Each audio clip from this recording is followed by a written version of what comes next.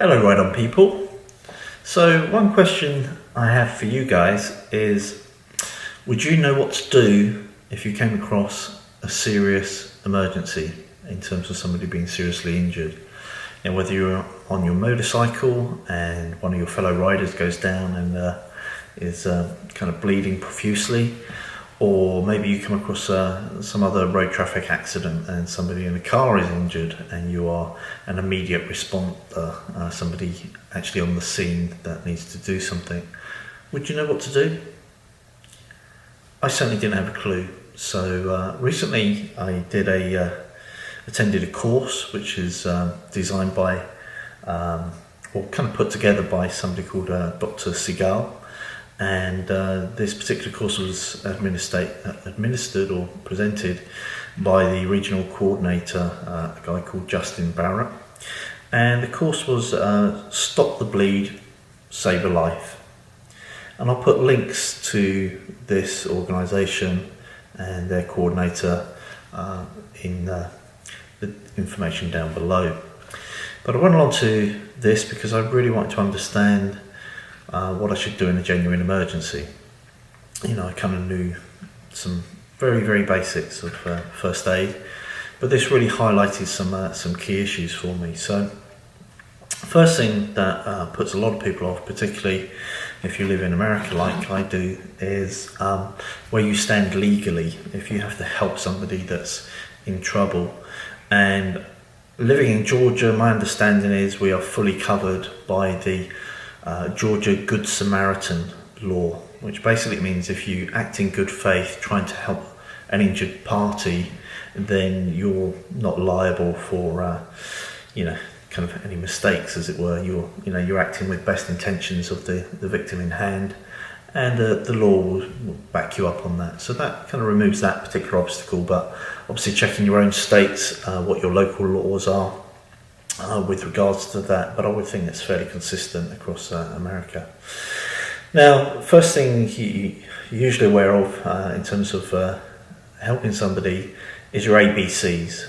You check their airways, to any obstructions, you make sure that they're breathing well, and then you look for circulation. In terms of trauma, when you suddenly realise that this is a serious trauma, somebody is bleeding a lot, then you also look for ABCs. The first one is alert. Alert the police, ring 911. And if anybody is around, don't say, oh my God, somebody ring the police, because everybody will be expecting somebody to ring the police, right? So you just point at somebody and say, you ring the police. Put them in charge, make sure the onus is very clear on them to contact police and ambulance, okay? So you get the emergency services out. Next thing is B. B for bleeding. You've got to control the bleeding. If somebody's bleeding out, it's very important that you do that very, very quickly. And your actions could certainly save a life. And your actions will be relatively simple, and I'll go through those in a second. And the next thing is to compress the bleeding. You want to stop it. Obviously, if you cut your finger with a knife in the kitchen, the first thing you want to do is kind of wrap it, right? You want to kind of stop it. Well, it's no different if somebody is bleeding heavily. You've got to try and compress that.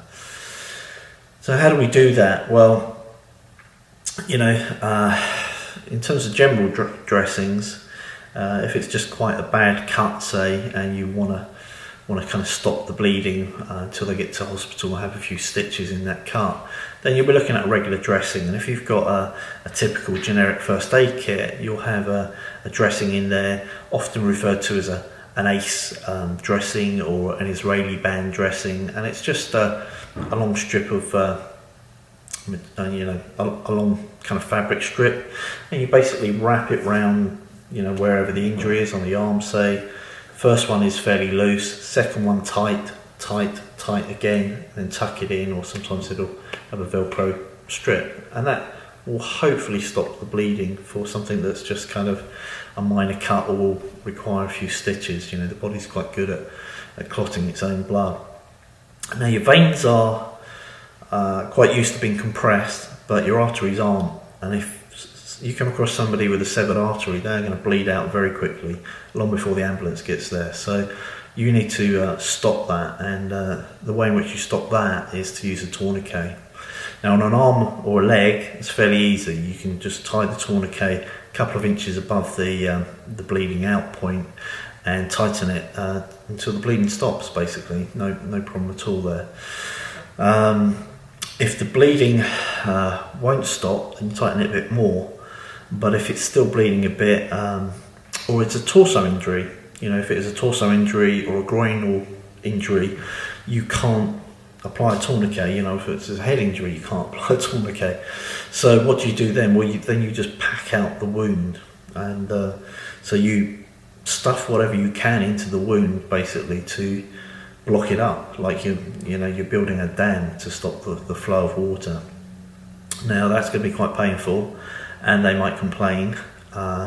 So you've got to level with them and give them a reality check, and basically say, this is going to hurt like hell, but if I don't do it, you're going to die. Just tell them straight, and that'll calm. Well, I don't know, it will calm them down, but it will certainly make them realise the importance of what you're doing, and kind of suck it up a bit while you get on with packing out that wound. And in the training exercises we did, we had some example dummies where we had some cloth and we pack it into the wound, and it was amazing how much cloth you can actually get into a small hole, really. So you keep on bunging it up again until it doesn't, until it clots and hopefully stops, and you keep compression on it, And whatever happens in terms of it, if you've had to pack out a wound or you've had to apply a tourniquet, don't suddenly think, is it suddenly all right now? Don't lift off the bandage. If you apply a bandage, don't remove the bandage. If you apply packing, don't remove the packing. If you apply a tourniquet, don't remove the tourniquet. Leave it all for the professionals when they arrive or when it gets to hospital. If you remove it, all you do is you remove the clot. If you remove the tourniquet, there'll be so much pressure it will just squirt out anyway. And if you remove the bandage or the packing, it will just remove the clot with it. So, just because a better material comes along, or somebody's got a better idea, somebody used to be a nurse or whatever, doesn't matter. You stick to your guns. You pack that wound out, you cover it, you put a tourniquet if it's a very serious wound and it's obviously a burst artery or something, and you leave it be until they get to hospital. So, dressing alternatives, maybe you don't carry a first aid kit in your car. You should, but you don't, right? So what can you use? Well, you can use a t-shirt. Use the t-shirt you're wearing. You can use a microfiber cloth that you've got on the back of the car. Anything preferably clean, but at the end of the day, even if you had to pack out a wound with mud, better to deal with an infection at a later date than lose that limb or the person die right there on the spot in front of you, right? So don't be shy about what you can use, and be creative. If you, in terms of alternate, that's my noisy Bengal.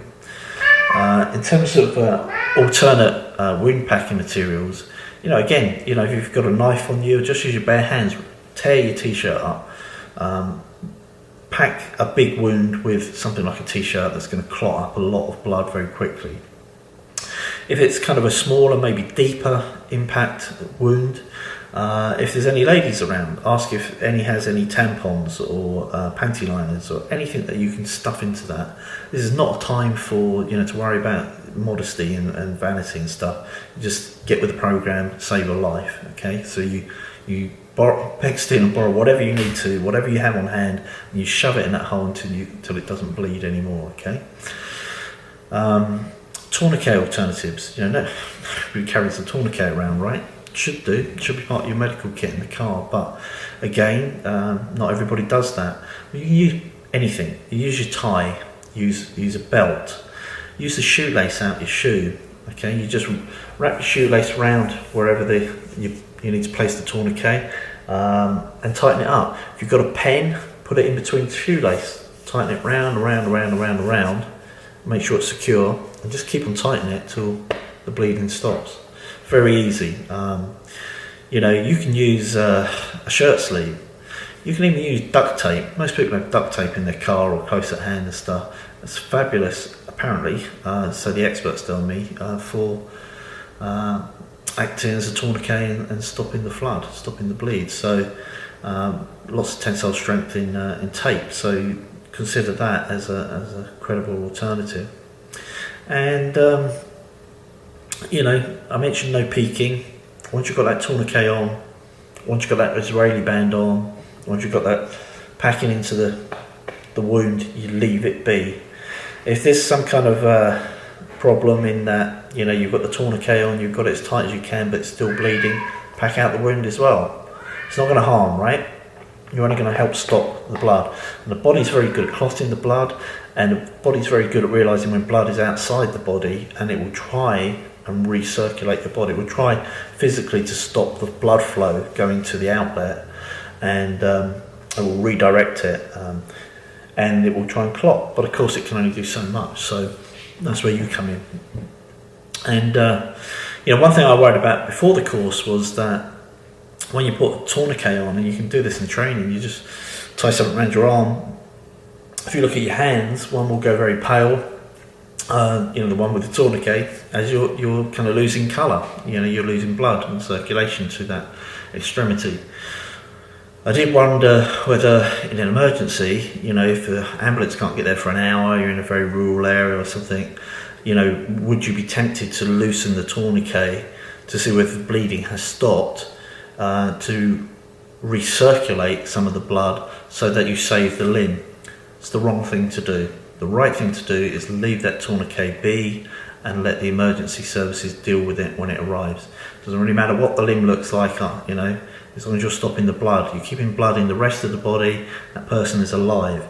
In very extreme circumstances, probably where they would have lost a limb anyway, the bottom line is you kept them alive. We can all survive without an arm and a leg, much as we're quite attached to them actually. But the bottom line is, you can't survive without blood in your system. You can't survive very long without blood in your system. So it's vitally important that you do that and you maintain that. And the other thing that the experts, Justin Barrett in this instance, informed us is that you certainly have typically up to at least 4 hours with a tourniquet on a damaged limb, whereby that limb not getting any blood will still be perfectly fine once it gets into surgery. As long as the type of damage to that limb would ordinarily be able to be fixed under kind of orthopedic surgery, you've got no issue with that tourniquet staying on for up to 4 hours. So when paramedics come, they'll tie off the arteries as required or whatever, get that person to hospital, get them into surgery. They'll stitch everything up and remove the tourniquet, as they, at their leisure, being the professionals that you and I are not.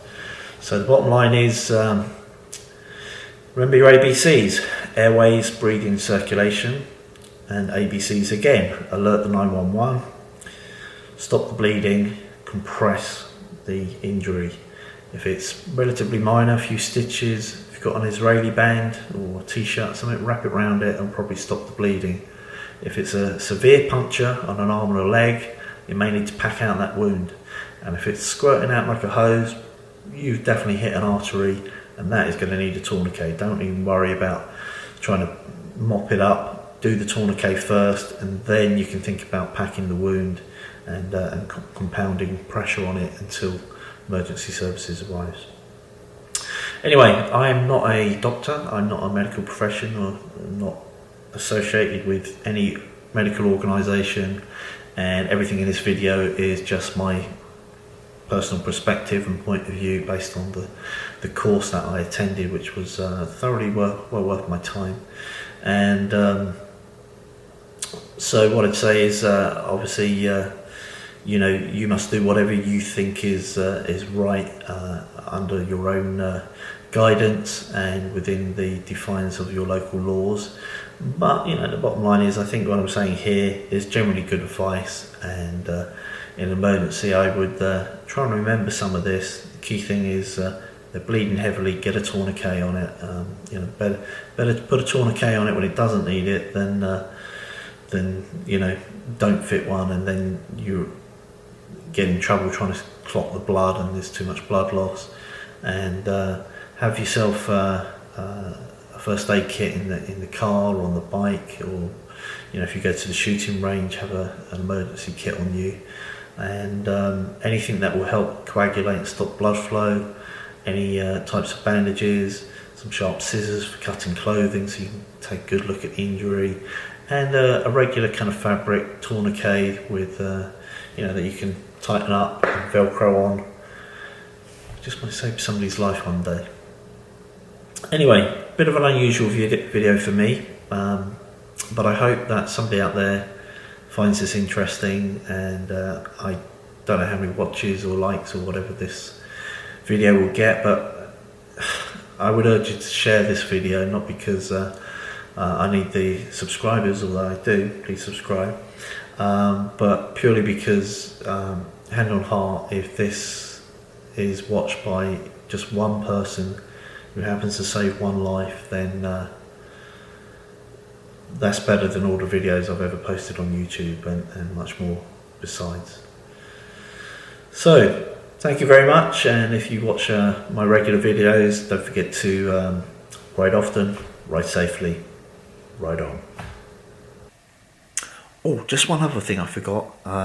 Obviously make sure that you're protected yourself, so protect yourself in terms of imminent danger. If it's an accident on a corner, you want to make sure somebody is a lookout so you don't get hit by oncoming traffic, etc.